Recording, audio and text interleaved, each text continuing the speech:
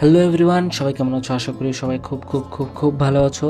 তো আমি আমার আজকে একটা শর্ট ভিডিও যেখানে নিয়ে আসছি, যেখানে আমি কীভাবে একটা টিউশন উপস্থাপন করছি বা আমি টিউশনে যাচ্ছি। তো এটাকে আমি একটা শর্ট ব্লগের মধ্যে নিয়ে এসেছি এবং আপনাদেরকে দেখাতে চাচ্ছি যে আমি মিরপুর 1 থেকে মিরপুর 12 থেকে ডিওএইচএসের ভিতরে কীভাবে যাই।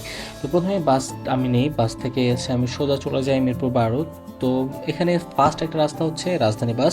তো রাজধানী বাস খুবই স্পিড, মানে একটু দ্রুত যায় অন্যান্য বাসের তুলনায়। আপনারা যারা মিরপুরে থাকেন আপনারা জানবেন যে প্রজাপতি প্রস্থান খুব ঢিলা মার্কা একটা বাস, ভাই যেভাবে বলা যায় যে ঢিলা মার্কা একটা বাস।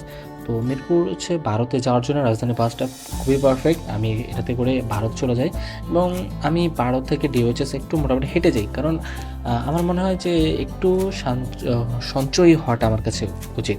কারণ বেতন যেহেতু খুব বেশি পাই না, তো নিজে থেকে যদি কম খরচ করি তাহলে কম উপার্জন করি, খরচ করি বা কম উপার্জন করি, তো একটু সেভিংস করাটা আমার জন্য ভালো।